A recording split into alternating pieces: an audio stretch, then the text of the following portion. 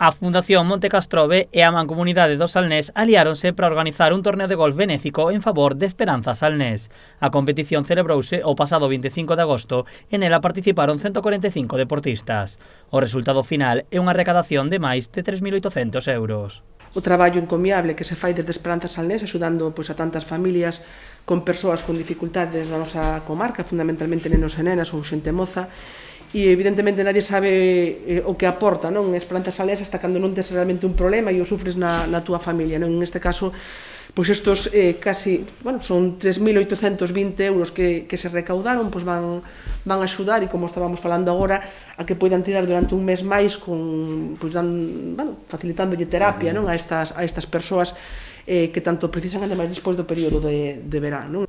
Para a Fundación Monte Castrobe, este torneo marca un novo rumbo que quere seguir a nova dirección da Fundación con actividades máis solidarias. E a verdade é que foi todo un éxito, que como dixo Marta, tuvemos 145 inscritos, xogadores, a mitad deles fundamentalmente de fora de Galicia, que estaban de turismo, de vacacións por aquí polas Rías Baixas, e, tuvemos unha recaudación decente, que para ser a primeira edición nos estamos satisfeitos. A axuda é vital para a Asociación Esperanza Salnés. Con esta cantidade poderán sufragar os gastos de atención aos nenos e nenas durante un mes máis.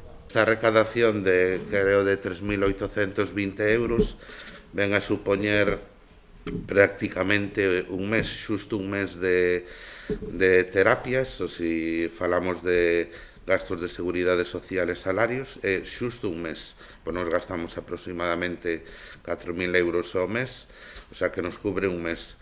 Entonces, eso nos permitirá pagar agora en noviembre, porque nos tiñamos só recursos para chegar a octubre.